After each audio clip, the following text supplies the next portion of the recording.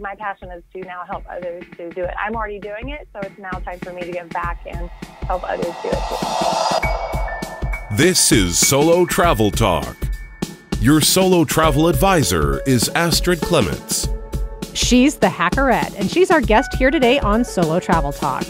Kamelia Britton is a travel blogger, a social media maven, and an avid traveler who knows how to find the deals that allow you to really make travel happen. I'm producer Catherine O'Brien, and I want to hear more about Kamelia's motto of saving where you can and splurging where it counts. Thank you so much for being on the show. We're so glad to have you here. Thank you so much, Catherine. I'm excited to be here. So you are the Hackerette. Most people are familiar with the concept of life hacks or just hacking things. But what do you mean when you say travel hacks? So travel hacks can basically be defined by any clever solution for like a travel-related problem. So it could really be anything from rolling your clothes to save space in your suitcase to flying around the world in business class for a fraction of the price. So in my opinion, travel hacking is more of a mindset. And so what I do is I help people by sharing tips and tricks that I've gathered over the last 12 years of traveling around the world. And so I share articles on my blog, Hackerette.com, and I have built a course on how I find all the best flight deals out there. And I do private consulting as well, and just basically anything to inspire and empower others, because the biggest issue that people list as to why they don't travel more is usually time and money. But for me, I definitely feel like it's more of a mindset. And so I feel like if you have the right mindset and you put certain systems in place, then you can definitely carve out the time and save the money easier than you would think.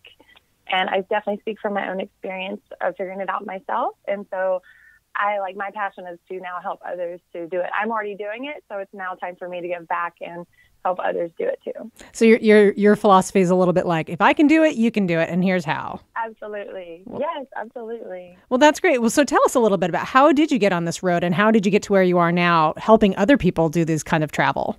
Yeah, definitely. As I said, I've been traveling over the last 12 years, and I would have people ask me, how are you doing this?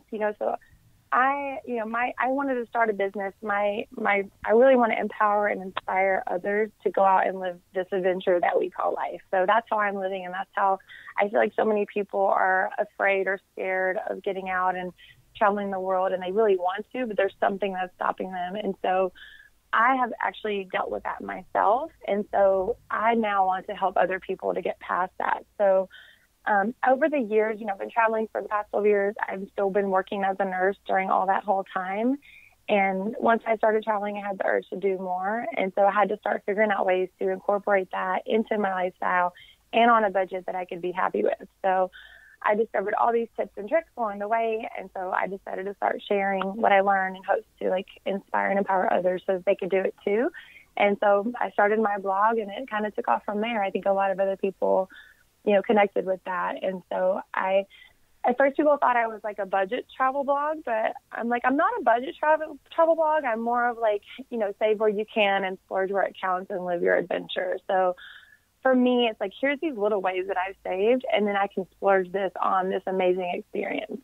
And so that's kind of my philosophy. And yeah, so it's a little bit different, but I think there's a lot of people that resonate with that, because not everybody wants to be budget all the time or luxury all the time. I think there's some, the simplicity of having okay, I'm saving here and splurging there. And there's something about that duality that makes it more fun when you do splurge.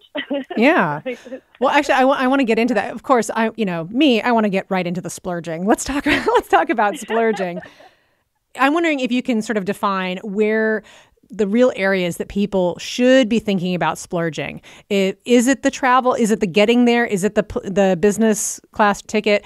Is it the experiences, what you get there? What are some of your thoughts about where to put your splurges? Yeah, for me, it's always kind of like a game. So I'm a huge travel hacker, and I do all the credit cards and things like that and get the points and the miles. And so for me, splurging is, okay, where can I save? If I can save on the airfare, I built a whole entire course around how I find glitches in the system to get, round trip tickets, flights to Europe for $193. So I'll spend $193 on a round trip ticket to Europe, and then I'll get to the airport early and I'll splurge on a business class upgrade, which may be $1,000. But since I've only paid less than $200 on my ticket, I'm pretty much flying in business for the price of coach. So for me, it's like a it's like a home method to the madness, I guess. And so splurging on that, I love flying business class. I think everyone could agree with that. Of course, a lay flatbed, like I'm a sucker for a lay flatbed. Yeah. And so I will splurge on that because then you arrive. I usually splurge on going to the location. And then on the way back, I just really don't care. I'm already going home and I can sleep when I'm home or whatever, But when I'm on the way there, I really want to splurge and I want to arrive rested. And it also just gets you so excited to get on that trip. So that's one splurge I do. And then also, again, with the travel hacking with credit cards, I recently went to Bora Bora this summer with my boyfriend, and we splurged all our miles on these overwater bungalows at the Intercontinental. So that was, again, we didn't really spend much money, but we splurged our miles. So Wow. There's always some other way to do it. So, so to me, it's like a big game. It's like, how far can I go and how luxury can I do with spending the little amount of resources so that I can spend that on something else, like an experience. For instance, I was in Turks and Caicos last year, and we did this whole experience where we did horseback riding off to the ocean, and it was so beautiful. And the horses actually, rode into the ocean, into the water, and the water was warm and the sun was shining and the water is turquoise blue. And I mean, that was such a bucket list experience, and it was so beautiful, and you couldn't trade that for the world. And so however much that would have cost, I would have paid for it. I think it was probably only like $100 or something, but it was totally worth it. But like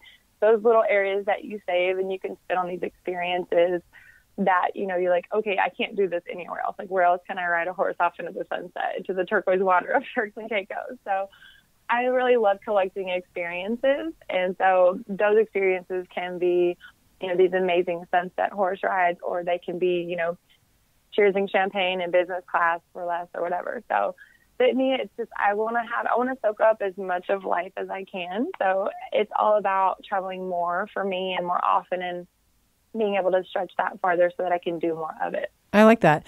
So you've mentioned the time, and it's true because a lot of times people think like, oh, the thing that's holding me back is the expense of going on the trip I want to go. But there really is the time issue as well. Mm-hmm. Do you have any tips for time hacking? Oh, definitely. Like I said, I work as a nurse. I still do. I have my blog, and I'm getting more and more busy with that, but I still do work as a nurse because I enjoy it.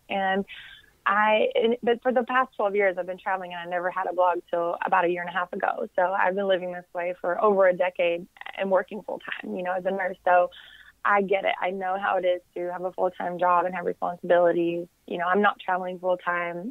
Some people might think as a blogger, but I have a house in San Diego. I have a dog. I have a boyfriend. Like, I have rents and bills just like everyone else. So I'm just like you, so I try to tell people, like, I'm speaking from experience of, necessity, comes out with, I want to travel more. I want to do this. And so I will carve out time. Like, I'll take long weekends, or I'll just maximize. And I always tell people, even if you're working full time, I think if you have like 120 days off per year, even if you're working 9 to 5, Monday through Friday. So how will you use it? And people don't see it in that. And again, it's that mindset shift of, I have this many days off a year, and people don't really count their weekends, or they don't, make those long weekends count or whatever. But there's just so many different ways you can go about it. But you really just, where there's a will, there's a way, for sure. And if you really dig deep, you can, you can negotiate a day off, or you can try to work from home for a day, or whatever your situation is. For me as a nurse, it was moving my schedule around very strategically. And, I'll go to Tokyo for 5 days, like, from California. And people don't do that, but I do, because I'm like, I want to go to Tokyo. I'll go for 5 days rather than 2 weeks. You know what I mean? So I think people stop themselves before they even get started.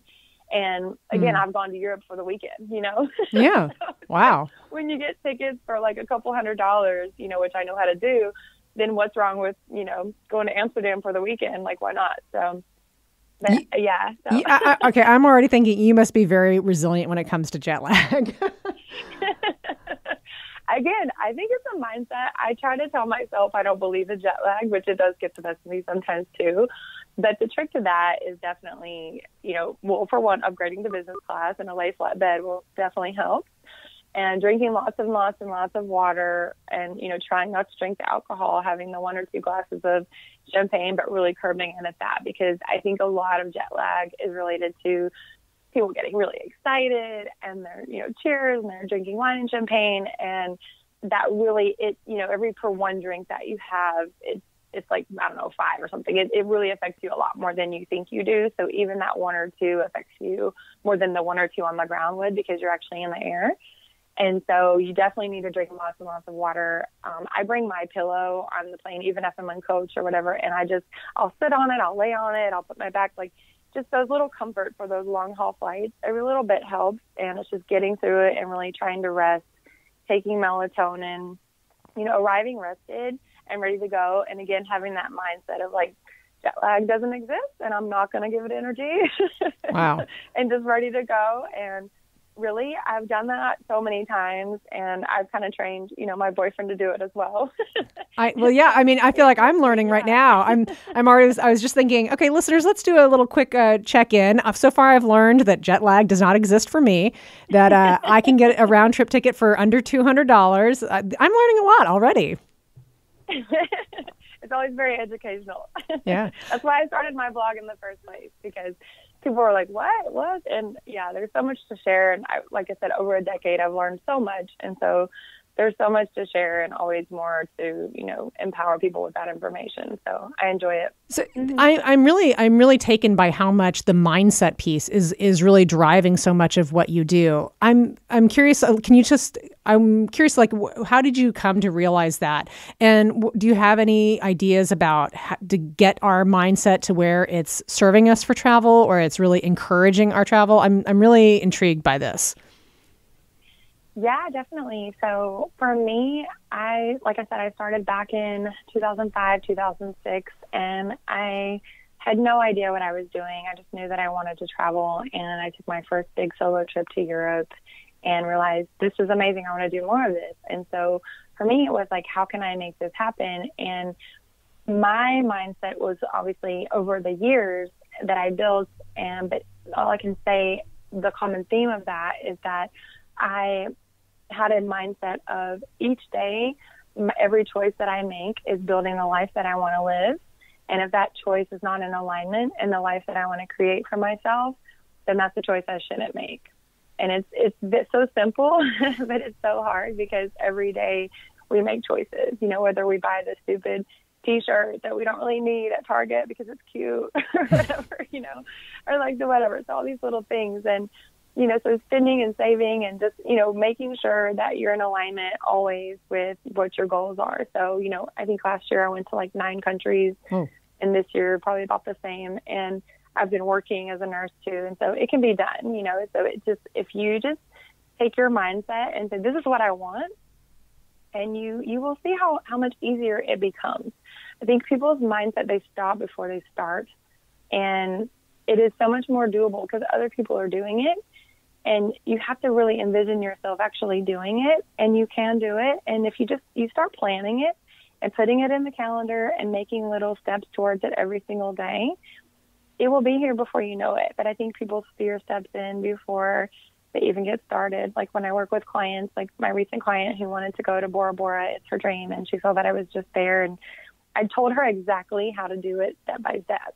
And she was scared. And I basically gave her steps 1 through 10, do A, B, C, and D, and you will be in Bora Bora within 1 year. And she's scared. It's like she can't get past, this mindset of that it can really happen. And so we're working on that. But I'm like, okay, I just gave you, exactly how I do it. And so it's like people can be armed with the information, but they won't jump for, because they just feel like, can it really be this, easy? And I'm like, it can, so it's just really, saying I'm going to do this and committing to it, and then just jumping and then enjoying the benefits. Sometimes actually doing it is the best proof that your mindset is working. Exactly. Yes.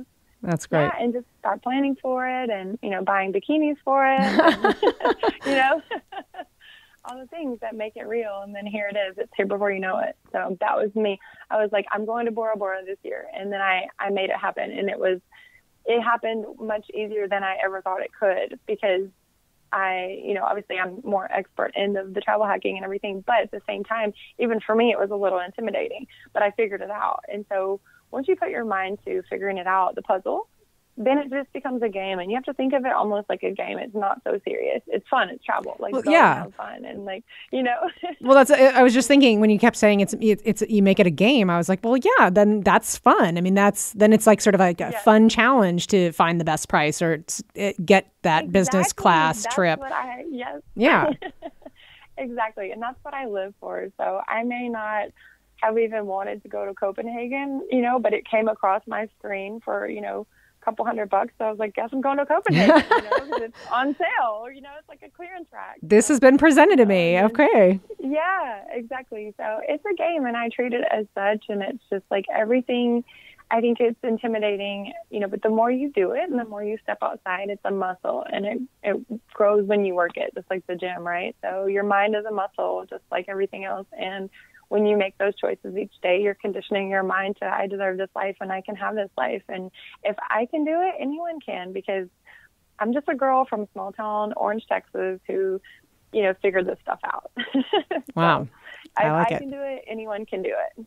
Just like that's what we say here on Solo Travel Talk. It's if Astrid can go around the world solo, then you can go around the world solo too. Absolutely. Yes. That's really great. And can you tell, I'm curious, it sounds like you are really enriched by travel. Can you put your finger on what is so enriching about getting out there and seeing the world? For me, I love the experience. I mean, for me, going to a new country and just dropping down into a new place I've never been before, and I'm like armed with an iPhone with maps or whatever. Like, for me, it's like a puzzle I've never done before. And it's creating, figuring that out and like conquering a city that you've never been. It's kind of like that rush of the experience of discovery. And I just love that. I don't know. For me, it lights me up. I live for it. I love to see what people are doing over there. What are they wearing over there? What are they eating over there? What's over there? I'm just a curious soul, and my soul is fed by the discovery of just what's over where there. And I don't know. I love it. I thrive on it. And so I just want more of those experiences, and I plan to live this way forever. So. Wow. That's really great. Well, I want to kind of get into a little bit more of some, maybe if you can share some of your hacks with our listeners. So we, of course, the Solo Travel Talk audience really knows about, like you were describing before, so not the budget and not the super ultra luxury, but right in there, that affordable luxury market. Can you give us some tips on maybe something that our listeners can really take action on to tap in and hack that affordable luxury market? Yeah, for sure. And I love that term, affordable luxury, because I felt like I finally identified with something. Because you're like, hey, that's me. Yes, I was like, that's me right now. So, I'm not budgeted. I'm not 5-star all the time, because I can't afford to do 5-star all the time, of course, but I'm not really into like the budget either. You know what I mean? So I'm somewhere in the middle, and like you said, affordable luxury, I figured like that was me. So that's definitely my specialty. And again, I think the easiest thing people can do for the affordable luxury is definitely, starting doing the travel hacking with credit cards and getting one card at a time. There's definitely a whole method to that madness, which I do, teach people how to do that as well. But getting one credit card that is suited for your goal. So say your goal is to go to Bora Bora. I just actually just got back from Bora Bora for a week, which was amazing. That we pretty much went for free. So I've had a bunch of clients come to me and want to know, how did you do that? I want to do it too, because they would see me, on Instagram and live streams that I pretty much went for free. Almost. We paid for food and things like that, but for what we got, it was pretty amazing. So, and how we did it was through, travel hacking with credit cards and points and miles. And, basically getting, say your goal is to go to Bora Bora, and you want to get the flights or the hotels or whatever that is. So then you start racking up points for that goal. Like, that card is going to get you to the place you want to get. There's different ways of doing it, but you need to meet your minimum spend. Like, say you get a Chase credit card and you have to spend $3,000 in the first 4 months to get 50,000 bonus points or something like that. And so you can do that, and then, you can use that by using, buying your groceries and buying all the different things. Say you need a new camera or your Christmas shopping or whatever that is. And you can rack up those points really easily. And you just want to make sure that you pay it off. And you can do that with so many cards. And so you can literally rack up 200,000 miles within a few months. But you need to make sure that you do it properly, in the fact that if you're going to do this with more than one card, that's totally fine. But you don't want to sign up for all these cards in one day to where you have to meet all this minimum spend, $3,000 or $4,000 per card, and then all of a sudden you have to spend $10,000 on credit cards within a few months. So that's the biggest mistake people make. They get really overzealous and excited, and then they end up in debt, and then it's a disaster, and then they're, this was a horrible idea. Yeah, this is not bankruptcy hack. It's travel hacking. Yes.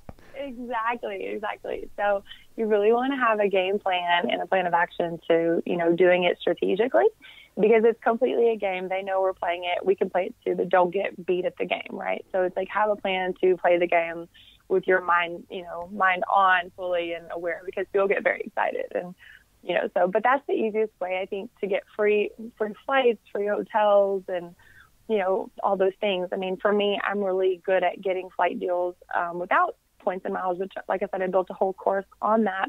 That's more than a 5-minute conversation. Sure. But there are lots of ways that I can do that. So for me, flights, unless I know, like Bora Bora, we used points and miles for those flights, because I watch flight prices like people watch the stock market. When it's low, you buy, right? So I know what's the deal when I see it. And so whenever I knew we were going to Bora Bora, I knew that those flights really rarely, if ever, go on sale, because it's more of a volume. Like, everyone's not going there. People are traveling to Europe all the time. You'll see glitches or mistakes or deals for $200 or $300. It's easy. I can do it all day. But to French Polynesia, to Tahiti, those really don't go on sale a whole lot, because there's not as many, back and forth, and statistically there's, not the volume there. So I knew that those flights never really go on sale.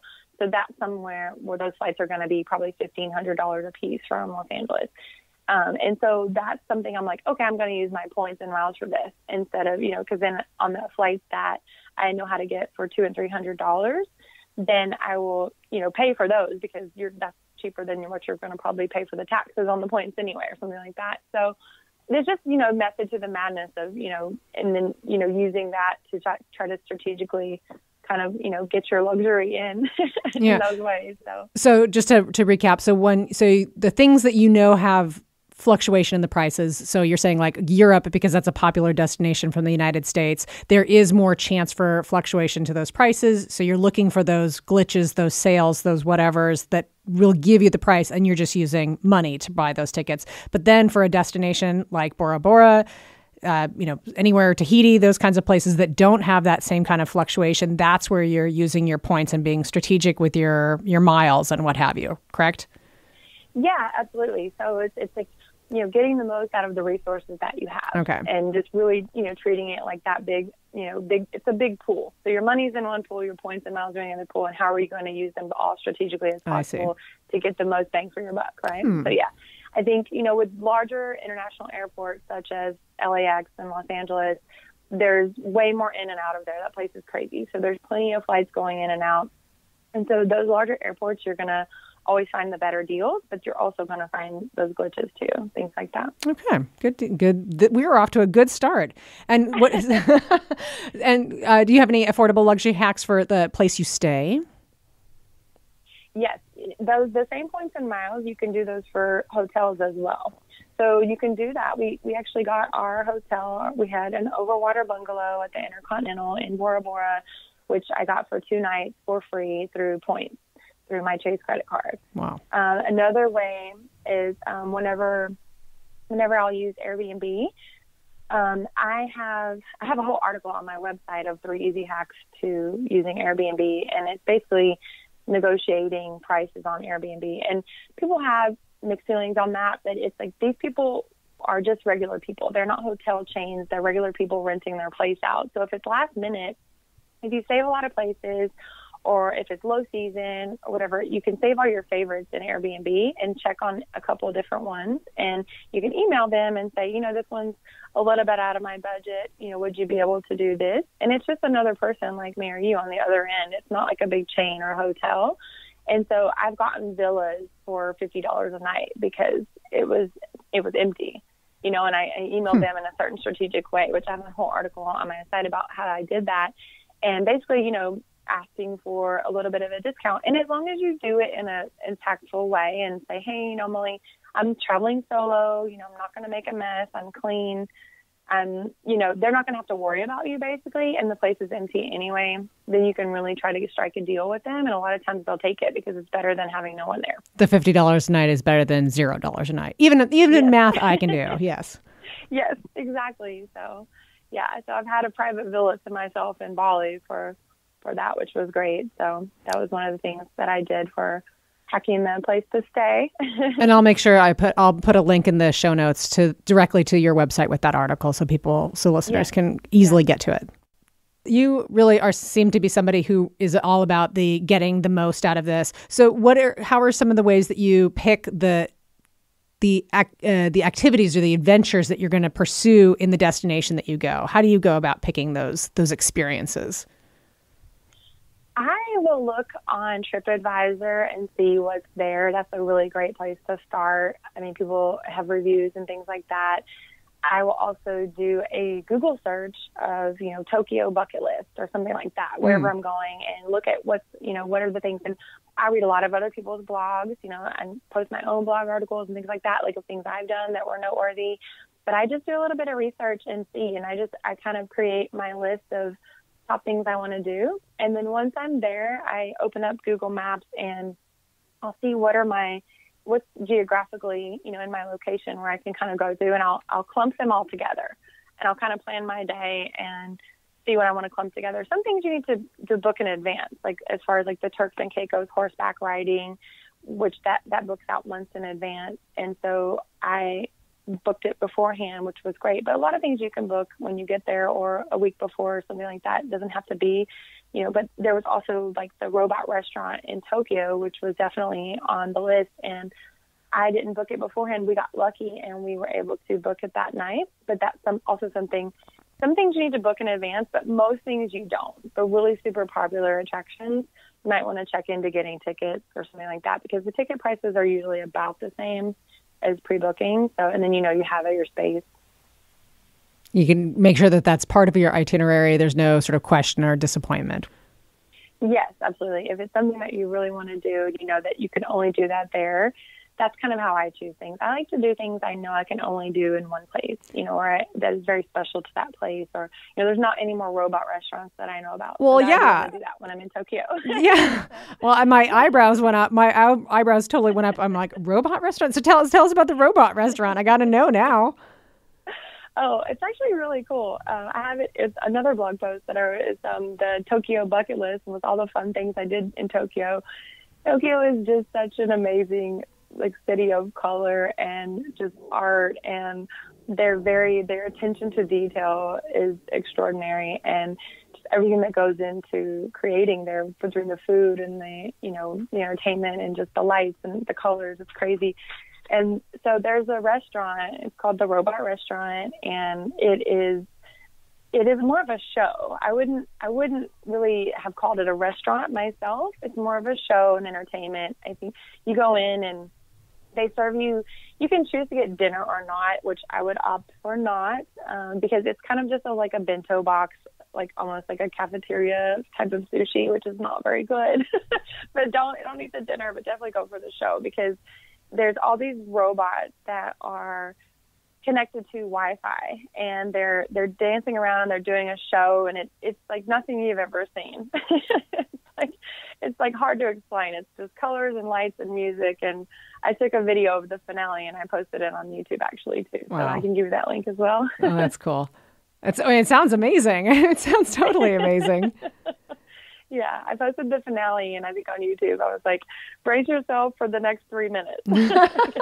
It's more than you can take in. Yeah, it's a lot. It's a lot of stimulation. Yeah, I bet. It was really cool. Well, and I love your tip about searching for whatever bucket list. I think since that's really that's part of our lexicon now, the term bucket list, that's a great little tool to find a lot of other people's, what they love or what they are striving to do. That's a really good little hint there.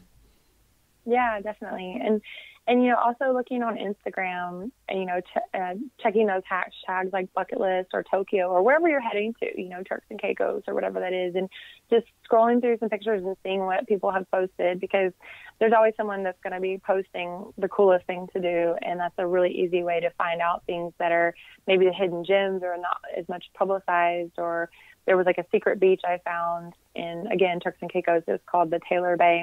And it's beautiful. There was no one there. And it's kind of on private property, but, you know. Hashtag secret beach. That's what you get. Yeah. Exactly. So, but it was the most beautiful. And there's nothing there. Like, there's no restaurants. There's no nothing. So we went there and we packed a picnic and like a bottle of wine. And we were literally out there by ourselves. And we thought we were going to get so bored because there's nothing to do. There's just a beach and us. And we just ended up staying out there all day and just enjoying the silence. And it was beautiful. And, you know, we found that place from just kind of like looking around and, you know, researching around on social media and things like that. Well, perfect segue. Since you are a social media maven, and I know that that's one of the things you teach people about is social media. So I'm hoping we can talk a little bit about that, specifically Instagram. It's so, you know, it is a photo-driven social media site. And really, the travel social media accounts are amazing there. I'm hoping we can have a little bit of a conversation really from both sides, maybe the person who's on Instagram, but also the traveler looking to Instagram to get their dreams, their bucket list. They can get all the information. Can we kind of go onto both sides of that social media equation for a little bit? Yeah, definitely. So for like the business side, is that what you're saying to start? Yeah. Well, so like they're travelers. So somebody who's listening to this show and they go to Instagram, how can they use Instagram to enhance their own travels? Let's start with that side.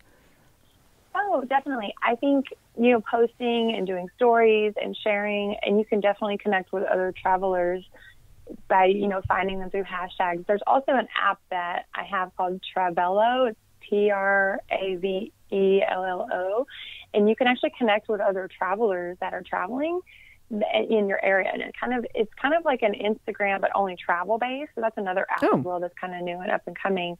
And you can connect with other people through that app, and if you want to meet up, you know, you can, and stuff like that. And if there's, you know, weird people, you can block them too, just like Instagram. Oh, good. So nothing crazy, yeah. But you can meet up with, you know, because I feel like Instagram is getting so big now that it's, you know, it's kind of getting too big on that as far as saturated. But yeah, yeah, exactly. So I think these newer, smaller apps are a little more whatever. But there's also an app called couchsurfing.com, and that's for like couch surfing. You want to stay on someone's couch, but even if you don't stay on anyone's couch, you can just go on the app and see where other solo travelers are meeting up, and you can just go meet up with them and stuff like that too. There's that. So, but yeah, there's definitely, you know, with Instagram, you can try to meet up, but I feel like it's kind of not, you know, as much anymore. I feel like it's kind of gotten too big, where there's a lot of spam accounts and there's a lot of, you know, it's getting a little bit big now. So, but definitely finding those secret spots and those photo opportunities, yes. Definitely. Yeah. Also geolocations. If you type in under the search bar, if you type in places and you type in, you know, whatever it is, Tokyo or wherever and then you can look through who has been posting in those places, and you can kind of scroll through and look at the map and things like that to find those places. But just kind of going around and using the hashtags and things like that. And then that'll take you down a trail in a path of, you know, you find one picture and then you find another and then you see other hashtags and what is that? And it kind of goes down the rabbit hole a little bit, but that's kind of the best way that you find those unknown things, because you may not necessarily know what you're searching for. So it's kind of good to kind of just start to search in your area and then kind of go deep and then maybe find someone's account that you like and connect with, or you like their pictures or whatever. And you may say hi or reach out to them or whatever, or you may, hey, I was going to go to this place. What'd you think of it? And things like that. And maybe direct messaging them. That's a great idea. I love the geolocation. That's a great suggestion. Yeah, if you go to the hashtags, there's usually stories too with the geolocation hashtags and things like that.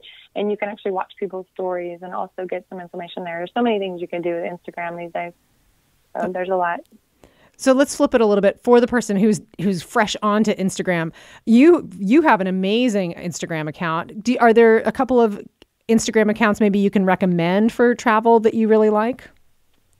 Yeah, I love the Blonde Abroad. She's also a travel blogger. She's been all over. She's been doing it for, 5 or 6 years, and she's really popular. I love her pictures and love her content, and I feel like she's very real. And she's actually from San Diego too, where I live. So I don't know her personally, but I love following her. She's great. She's another one account that I kind of like enjoy watching. So.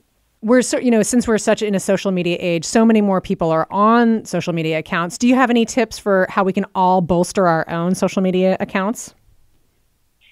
Yeah, it would definitely depend on what your goal is. So if your goal is to have a lot of followers, that's one thing. And then if your goal is to get your business out there, that's another thing. So, but really across the board, definitely honing in on your photography skills, because Instagram now has software where it can tell if you took it with your iPhone or a Canon. It's crazy. They know everything about your photo before you even post it. They know where it came from, where the location was, all that stuff. So they're taking all that into account. So honing in on your photography skills, putting a thoughtful caption, being a human. People want to connect with you, showing your human self, connecting with people, being social. It is social media, so being social, responding to comments, connecting with your audience, and then also finding those niche hashtags that really portray what you're about, what you're doing, whether it's a personal account or a business account.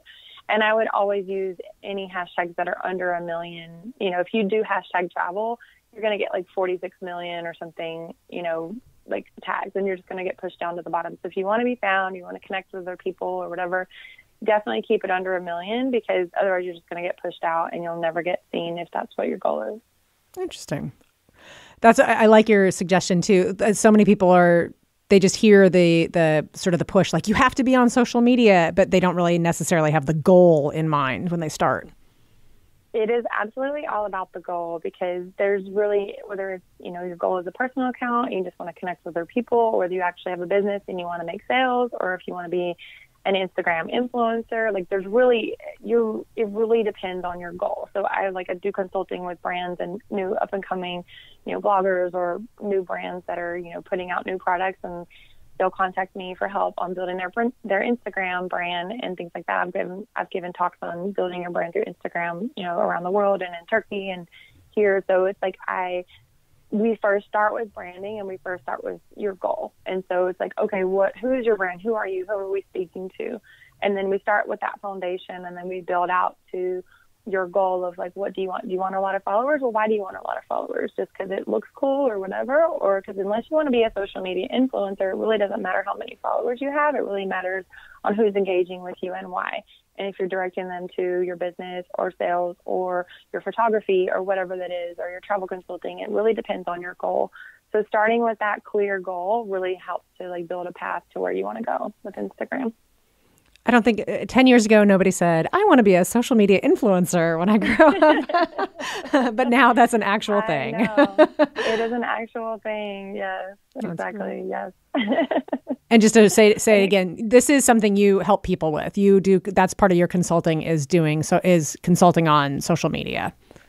Yes, definitely with Instagram. I mean, I built my own following, pretty quickly, and I, have given talks on it. I've been contacted, to do it. And so because I was contacted so many times about how to do it and what to do and doing it, and I enjoy, like I said, empowering others with information that I've learned, whether that be through travel or what I've learned through my blogging and social media and things like that. I'm always here to empower and inspire. And so I started to, build this, consulting business on, Instagram and social media, and how people can build their own personal brand, because pretty much everybody walking and talking is a personal brand in some way, shape, or form, right? And so everything we're putting out there into social media is who we are and what face we're putting forward. And so it's who do you want to be and who do you want people to see you as, and how can you help them? And so with that, being your foundation, you can definitely, gather lots of customers or, whatever it is your goal for Instagram. Well, I want to, as we kind of move into the closing here, I'm wondering if you can speak specifically about solo travelers. I know you've done a lot of solo traveling yourself. What are some of the things you want all the people who are either pursuing solo travel or are considering solo travel? What are some of the things you'd like them to know? Oh, definitely. I built a whole entire guide, which I'm giving away at the end as the freebie. So what? There's 13 tips of my whole solo travel guide. It's definitely geared toward females, but anyone can benefit from it. But it is definitely for the solo female travelers first time guide. And so there's a whole, list there. But I think the most important thing is to be open to new experiences as they arise, because you just really never know where your journey will lead. And I've had some of the most amazing experiences that I would have never encountered without being open and stepping out of my comfort zone. So I think, I was traveling in Bali for 10 days and ended up connecting with another woman who invited me to go with her to a water cleansing ceremony with a well-known high priestess. And it was such a beautiful experience that I'll never forget. And I would have never encountered that on my own. And so because I stepped out of my comfort zone and made a new friend, at a place, at a restaurant in Bali, I ended up having this whole other spiritual experience that was just so meaningful for me. And because I stepped out of my comfort zone. And so I think we focus on staying safe, which is great, but also focus on having fun and being open and finding that balance of both. It's possible to be safe and open at the same time. Yes, exactly. Yes, and more on that in the guide. Oh, I know. I can't believe that sounds awesome. I cannot believe you have this great guide for our listeners.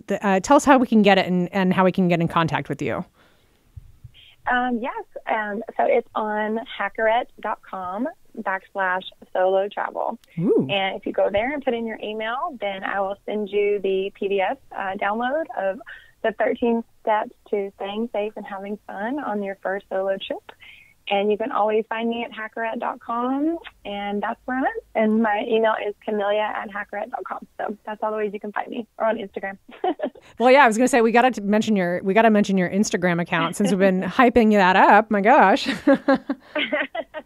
Yes, it's the Hackerette. So the Hackerette everywhere. Yes. That's amazing. Well, thank you so much for being on the show. Yeah, thank you so much for having me. It was great. Thank you. What a wealth of information. Thank you again to Kamelia Britton and the Hackerette. We'll have links to get to her website and all of her information. You know what else the solo traveler needs to know is that Solo Travel Talk is on Apple Podcasts, SoundCloud, Stitcher, now on Spotify, and really any of the finer places that podcasts can be found. You can find all of Astrid's information, including the show notes for this show, so you can get all those links that Kamelia was mentioning. Just go to astridtravel.com. We're so thankful that you were here joining us this week on Solo Travel Talk, and we look forward to seeing you next week. Thanks for listening, everyone. Bye-bye. Thank you for listening to Solo Travel Talk. Follow Astrid on Instagram, Facebook, and Twitter. To learn more about Astrid or Solo Travel Advisors, visit our website, astridtravel.com.